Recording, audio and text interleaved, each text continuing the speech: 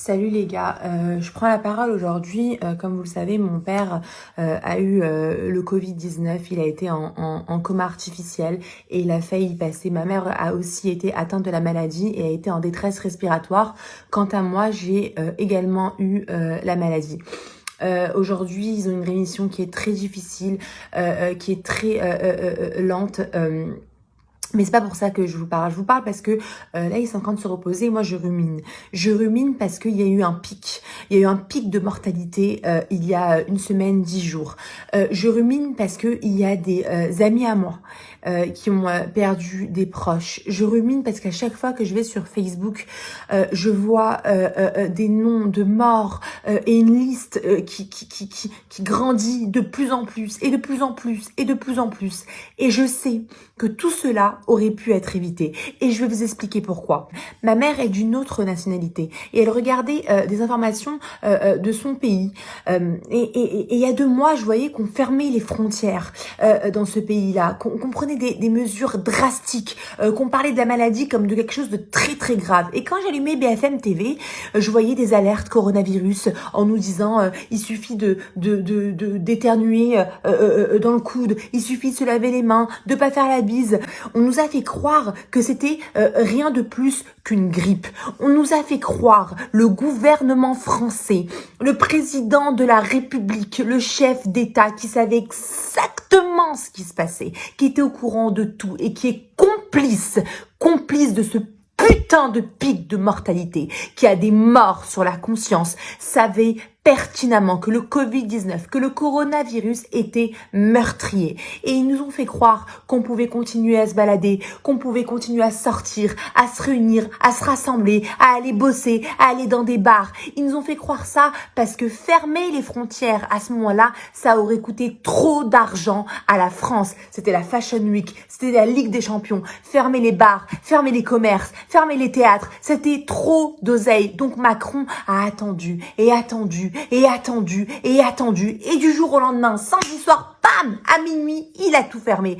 Et là, il s'agissait plus d'une grippe. Là, on était en confinement total. Et pendant ce moment-là où il y a eu le confinement, on a commencé à avoir des symptômes. Il faut savoir que la maladie du Covid a 14 jours d'incubation. C'est-à-dire qu'on a commencé à tomber malade et à attraper le Covid quand on se baladait dans la rue. On s'est transmis la maladie. Quand on nous a fait croire que c'était rien d'autre qu'une grippe, on s'est transmis la maladie. Et quand il y a eu le confinement, là, on a eu les symptômes. Là, on est tombé malade. Il faut savoir que dans le Covid, le 8e jour et le 14e jour de la maladie, entre le 8e et le 14e jour, là, il y a des fortes chances de détresse respiratoire. Et là, les gens ont commencé à être en détresse respiratoire. Là, ils ont commencé à aller dans les hôpitaux. Là, ils ont commencé à rentrer en réa. Là, ils ont commencé à rentrer en coma artificiel. Et quand on rentre en coma artificiel, il y a 10% de chances pour des gens de plus de 60 ans et de plus de 70 ans de s'en sortir. Et là, il y a eu ce putain de pic de mortalité.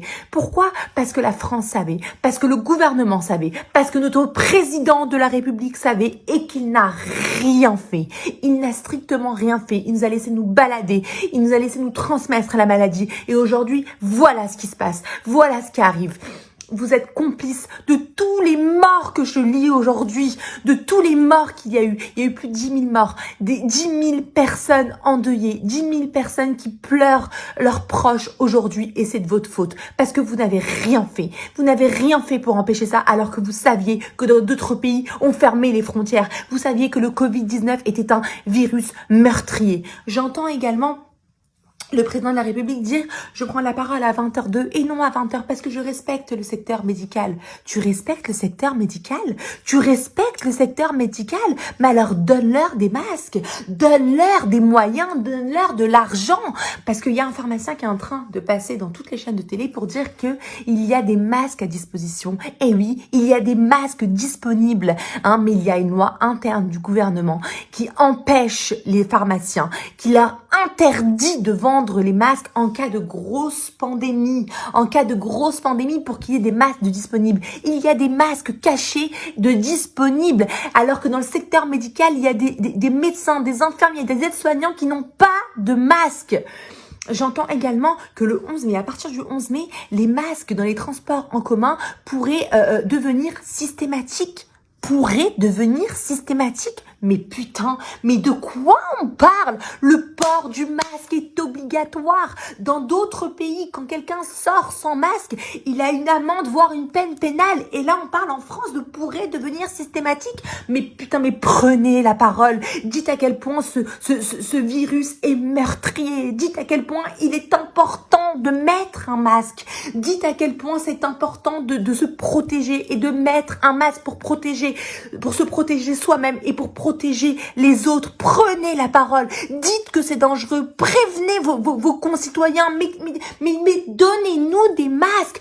Pas le 11 mai, maintenant. Et c'est déjà trop tard maintenant. Dans d'autres pays, il y a déjà des masques mis à disposition pour tous les concitoyens. Et on a en France, et on n'a pas de masque.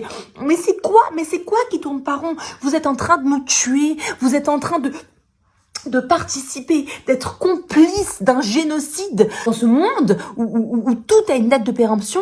Alors les gens de plus de 60 ans, on s'en fout, ils ont qu'à crever, c'est ça vous vous dites? Ça fera moins de problèmes pour les retraites, c'est ça que vous vous dites? Mais c'est clairement ça, vous êtes en train de faire le ménage, on dirait. Mais sauvez votre population, prenez la parole pour donner des mesures drastiques. Je vais vous prouver qu'encore une fois, l'oseille, c'est ce qui compte le plus pour vous. Vous avez dit qu'à partir du 11 mai, les crèches et les écoles vont réouvrir. Les crèches et les écoles vont réouvrir alors que le coronavirus rôde encore. Mais j'espère que c'est une blague. Mais pourquoi vous faites ça? Vous faites ça parce que si les crèches et les écoles sont ouvertes, alors ça laisse aux parents le temps d'aller au travail et ça relance l'économie. Vous pensez encore une fois à l'oseille et non à la santé de vos concitoyens. Parce que vous savez très bien que les enfants sont des porteurs sains, que les enfants vivent avec leurs parents et leurs grands-parents et que c'est les enfants qui refilent le virus aux grands-parents et aux parents, et qu'une fois que une grand-mère ou un grand-père ou une maman ou un papa de plus de 50 ans a la maladie, il a très peu de chances de s'en sortir. À quoi vous jouez? On est resté 1 mois confinés.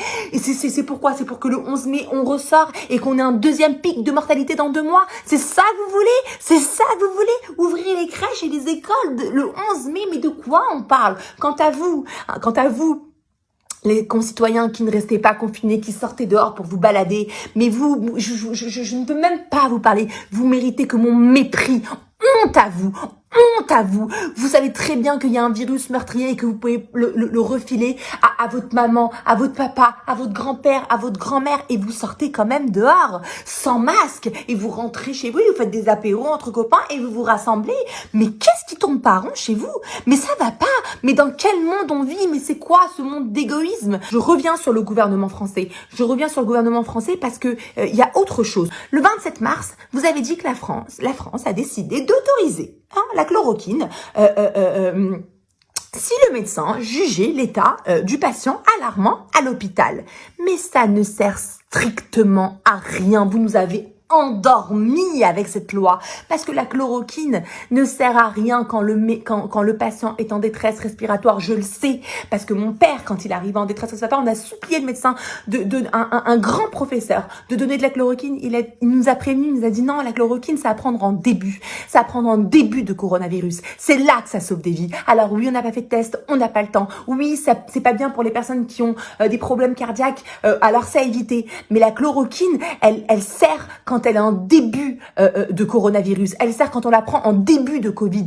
Pas quand le patient arrive à l'hôpital. Pas quand le patient est en détresse respiratoire. Pas quand le patient est en réa. Là, elle ne sert strictement à rien.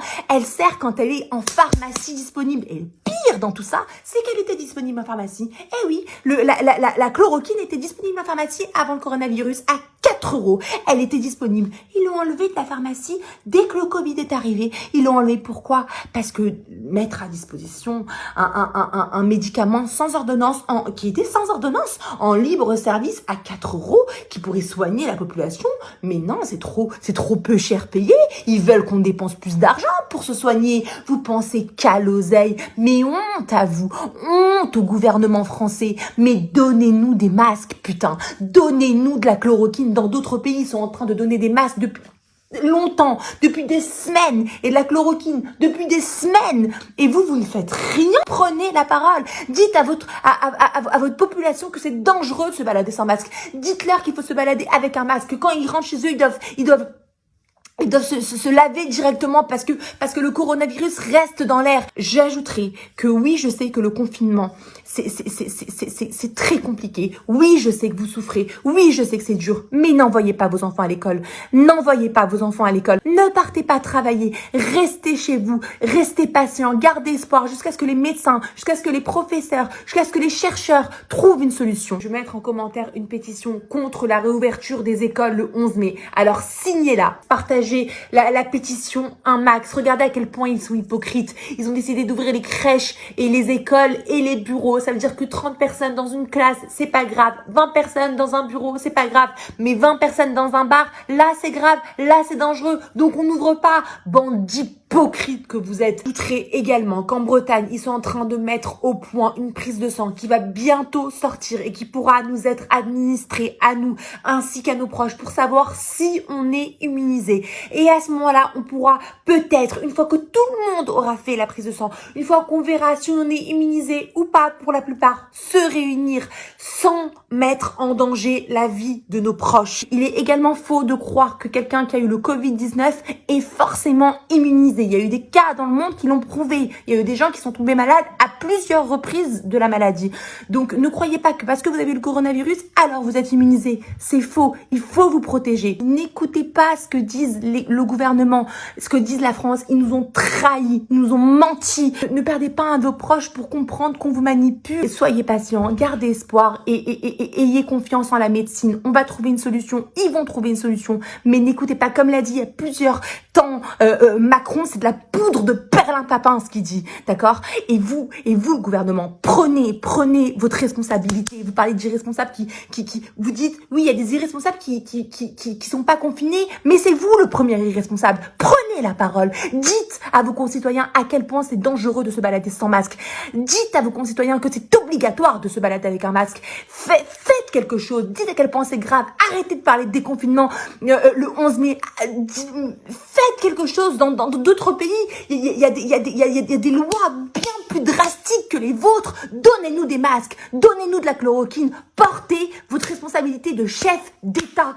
Et mettez à disposition de la chloroquine dans les pharmacies, pas quand c'est trop tard, pas dans les hôpitaux. Donc voilà, j'accuse clairement l'État français pour ce qui s'est passé, pour ce pic de mortalité et pour ce qui va se produire avec ce déconfinement. Macron avait raison sur un point dans son discours. Nous sommes en guerre, mais pas contre le Covid-19. On peut pas être en guerre contre une maladie. Nous sommes en guerre contre le gouvernement français. Et arrivera un moment où il faudra répondre de vos actes et de vos non-actes. Et je serai là pour vous regarder payer l'addition de ce que vous êtes en train de nous faire subir à votre peuple. Vous êtes chef d'État, alors prenez votre responsabilité et aidez financièrement ceux qui ne peuvent pas travailler à cause du confinement au lieu de les déconfiner et de les envoyer le 11 mai vers une mort presque certaine. Vous savez, il y a une époque sombre de l'histoire. Le gouvernement mentait à ses concitoyens et il y a une phrase qui en ressort à tous ceux qui ont cru au gouvernement. Les optimistes sont morts et les pessimistes ont survécu. Les optimistes sont morts et les pessimistes ont survécu. N'écoutez pas le gouvernement, n'écoutez pas la télé, n'écoutez pas ce déconfinement. Protégez-vous, faites attention à vous et que Dieu vous protège. J'ajouterai une dernière chose. Partagez cette vidéo, un max, faites-la tourner, que le monde sache, que les Français sachent à quel point c'est dangereux de se balader sans masque aujourd'hui, à quel point ce virus est meurtrier, à quel point on vous ment sur BFM TV, on vous martèle de conneries. Partagez cette vidéo, j'ai parlé malheureusement. Mon père a failli mourir et j'ai eu plein de médecins au téléphone, plein de professeurs éminents et je sais de quoi je vous parle. S'il vous plaît, partagez cette vidéo. Partagez-la encore et encore. Et faites attention à vous. N'écoutez pas ce qu'on vous dit à la télé. N'écoutez pas le gouvernement. Ne les écoutez pas. Ils pensent pas à vous. Ils pensent à l'économie. Ils pensent pas à votre santé. Sachez-le.